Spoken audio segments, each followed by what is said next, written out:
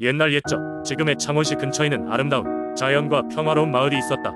그 마을 사람들은 농사를 지으며 하루하루를 성실히 살아갔지만 매년 가뭄이 찾아오면 농작물이 다 죽게 되어 많은 어려움을 겪곤 했다.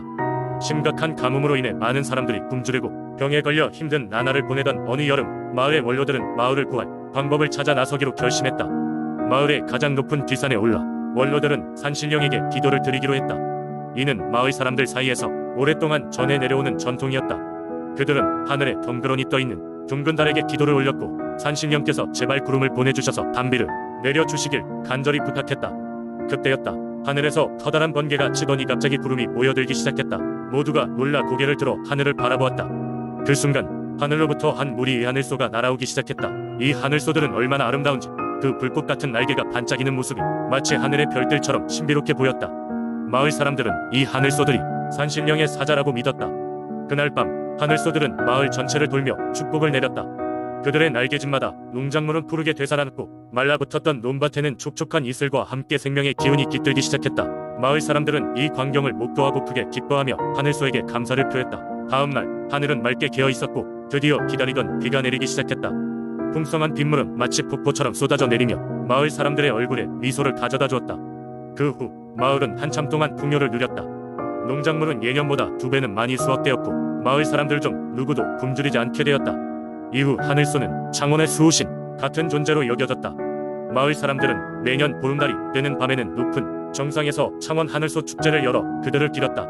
사람들은 적금색 하늘소의 모형을 만들어 다듬고 춤을 추고 노래를 부르며 하늘소의 방문을 재현하며 기쁨을 나누었다. 이렇게 창원의 하늘소는 단순한 전설로 남는 것이 아니라 사람들 마음속의 믿음과 희망, 축복의 상징으로 자리 잡게 되었다. 오늘날에도 창원시에는 이 하늘소의 이야기가 구전되며 사람들에게 큰 위안과 희망이 되고 있다. 두 번째 이야기. 옛날 옛적 한국 전라남도의 무안이라는 곳에 끝이 보이지 않는 울창한 숲이 있었습니다. 이 숲은 하늘 높이 솟아오른 나무와 두터운 안개로 에워싸여 있어 사람들이 발길이 좀처럼 닿지 않았습니다. 그러나 숲의 중심부에는 마치 산처럼 커다란 바위가 자리 잡고 있었고 그 바위에는 신비로운 산신령이 깃들어 있다고 전해졌습니다. 무안 사람들이 이 바위를 산신의 자리라 부르며 숭배한 것은 여러 세대에 걸쳐 전해 내려오는 이야기에 기인했습니다. 그 이야기에 따르면 숲이 처음 생겨나기 전 이곳에는 거대한 용이 살고 있었는데 그 용은 매우 강력하고 지혜로웠습니다. 하루는 천상의 신들이 인간 세상에 있는 악한 용을 제거하라는 명령을 내려보냈습니다. 그러나 무안을 지키고 있던 용은 본래 자비롭고 사람들을 돕는 존재였습니다. 천상의 신도 그 점을 알고 있었기에 무안을 다스리던 용을 제거하라는 명령은 내리지 않았지만 세상의 악한 용들이 득실거린다는 소식을 들은 무안의 용은 스스로 결심을 하게 됩니다. 나는 이 자리에서 물러나 자연의 일부가 될 것이며 사람들에게 더 큰 도움이 될 수 있는 존재가 되어야겠다. 그리하여 용은 자신이 살던 산에 큰 바위가 되기로 결심했습니다. 자신의 점수가 깃든 바위가 되어 세상을 더욱 안전하고 평화롭게 지킬 것이라 믿었습니다. 바위가 된 용의 이야기는 무안 사람들 사이에서 여전히 회자되었고 사람들은 그 바위를 산신의 자리라 부르며 제사를 올리곤 했습니다. 계절이 변하고 세월이 지나도 산신의 자리는 언제나 사람들에게 보호받을 수 있는 안식처로 남아 있었습니다. 곳곳에서 기도를 드리는 이들이 끊이지 않았고 그들은 그곳에서 산신령의 은혜와 축복을 받는다 여겼습니다.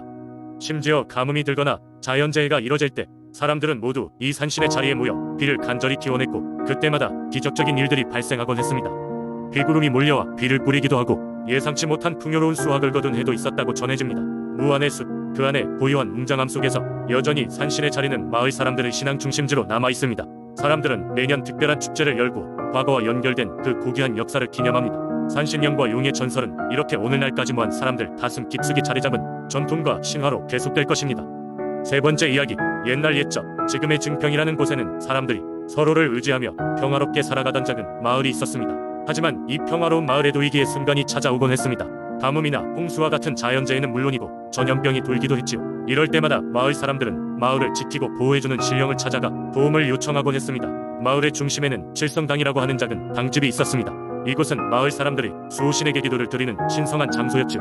칠성당은 7명의 별자리신, 즉 칠성님이 모셔져 있는 곳으로 마을에 행운과 보호를 가져다 준다고 전해졌습니다. 칠성당은 마을 사람들이 매우 중요시하는 장소였기 때문에 매년 정해진 날에 제사를 올리고 마을에 중요한 일이 있을 때마다 제의를 지냈습니다. 특히 마을에 위기가 닥쳤을 때는 부족한 물자에도 불구하고 성대한 제사를 올렸으며 칠성당에서 기도한 후 대부분 좋은 결과를 얻었다고 합니다. 어느 해 마을에는 긴 가뭄이 들었습니다. 들판은 메말라갔고 마을 사람들은 물 부족으로 고통받기 시작했습니다. 밭은 말라가고 동물들은 갈증에 시달렸습니다. 마을 사람들은 이렇게 말했습니다. 칠성님이 우리를 버리신 걸까? 하지만 마을의 장로는 사람들이 절망하는 것을 막고 희망을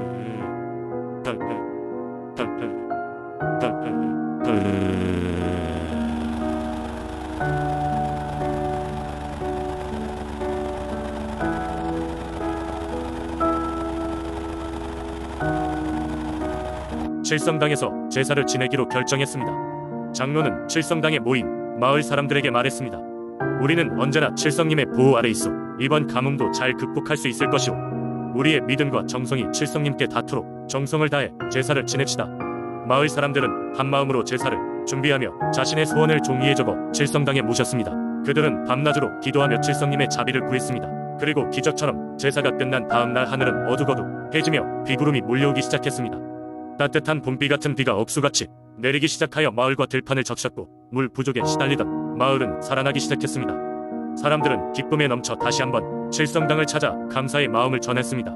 그 이후로 마을 사람들은 칠성당이 신령을 더욱 깊이 믿고 공경하며 크고 작은 일이 있을 때마다 칠성당을 찾아가 도움을 청했습니다. 칠성당은 그들에게 단순한 신성한 장소가 아닌 살아가는 데 있어 희망과 용기를 주는 상징이었던 것입니다. 오늘날에도 증평에서는 칠성당을 중심으로 다양한 민속 행사가 열리며 사람들은 그 전통을 지속적으로 이어가고 있습니다. 모시던 신령들에 대한 믿음과 마을 공동체가 함께 어려움을 극복해 나갔던 이야기들은 증평 사람들의 삶과 문화 속에 깊이 깃들어 있습니다. 네 번째 이야기. 옛날 울진은 바다를 끼고 있는 작은 어촌 마을이었다.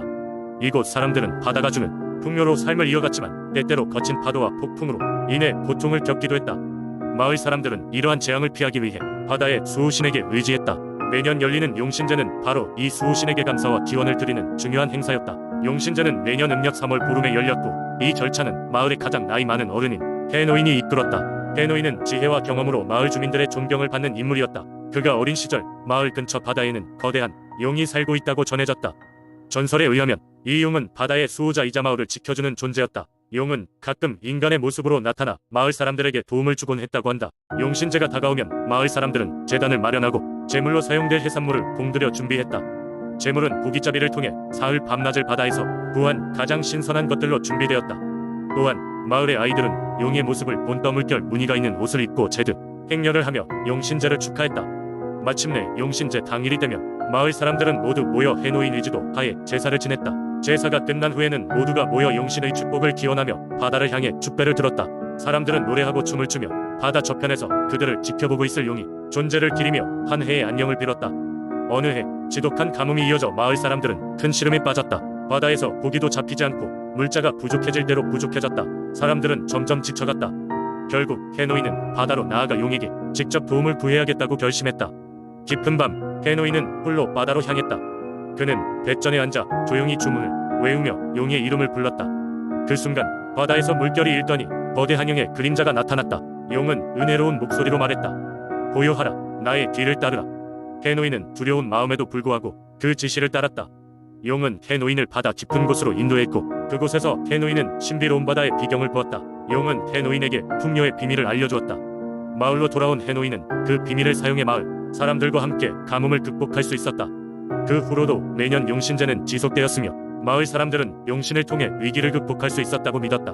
세월이 흘러 더 이상 마을에서 용을 보았다는 이야기는 전해지지 않지만 울진 사람들은 바다의 수호신이 여전히 자신들을 지켜보고 있다고 믿으며 용신제를 통해 감사를 표하고 있다. 이러한 오랜 전통과 신앙은 오늘날까지도 울진의 문화와 역사 속에서 소중히 이어지고 있다. 다섯 번째 이야기. 오래전 인제라는 작은 마을에는 사람들이 숲에 정령과 자연의 신들에게 매일 기원을 드리며 살아가던 시절이 있었습니다. 이 마을은 푸르른 산과 맑은 계곡으로 둘러싸여 있었고 그곳에는 다양한 동물들이 살고 있었습니다. 그 중에서도 가장 권위 있는 존재는 바로 호랑이와 곰이었습니다. 사람들은 이 두 동물을 아주 신령스럽게 여겼고 그들이 마치 인간처럼 이야기를 나누고 심지어는 사람의 모습으로 변신할 수 있다고 믿었습니다. 어느 날 마을의 어르신이었던 할아버지 이사는 사람들이 매일 아침 산에 오르던 중 커다란 호랑이와 곰을 목격했습니다. 호랑이는 금빛 갈기를 가지고 있었고 곰은 큰 덩치에 온화한 눈빛을 지니고 있었습니다. 할아버지는 이 광경을 보고 두려움보다는 깊은 존경심을 느꼈습니다. 그는 마을로 돌아와 사람들에게 이 이야기를 전했습니다. 사람들은 호랑이와 곰이 마을을 수호하며 복을 가져다 줄 것이라고 생각했고 그들에게 음식을 바치며 감사의 마음을 전달했습니다. 한편 호랑이와 곰도 서로에게 친구가 되어 숲에서 오래오래 함께 지냈습니다. 전설에 따르면 어느 날 밝은 밤 두 동물은 인간이 되는 방법을 알게 되었다고 합니다. 그들은 서로의 머리를 맞대고 깊은 사색에 잠긴 후 인간의 형상으로 변했습니다. 호랑이는 믿음직하고 강인한 청년이 되었고, 곰은 인자한 미소를 짓는 녹두색 눈을 가진 여인이 되었습니다. 이들은 종종 마을에 내려와 사람들과 교류하며 많은 지혜를 남겼습니다. 곰이었던 여인은 농사와 관련된 비법을 전수하여 마을 사람들이 더 풍요로운 수확을 얻도록 도왔고, 호랑이였던 청년은 민첩함과 용기를 바탕으로 마을의 방패 역할을 했습니다. 그들의 행동은 마을 사람들에게 큰 감동을 주었고 그들을 영웅으로 여겼습니다. 시간이 흐르며 마을 사람들은 호랑이와 곰의 전설을 후세에 전하고자 그들의 모습을 본뜻 조각상과 벽화를 만들기 시작했습니다. 이러한 이야기는 인제의 민속신앙과 자연 숭배의 중요한 부분이 되었고, 오늘날까지도 그 지역의 문화와 전통 속에 깊이 스며 있습니다. 이렇게 호랑이와 곰은 단순한 동물이 아닌 인제 마을의 정신적 지주로서 오래도록 기억되고 있습니다. 그리고 그들의 전설은 오늘날까지도 사람들에게 자연과 조화롭게 살아가는 것의 중요성을 일깨워주고 있습니다.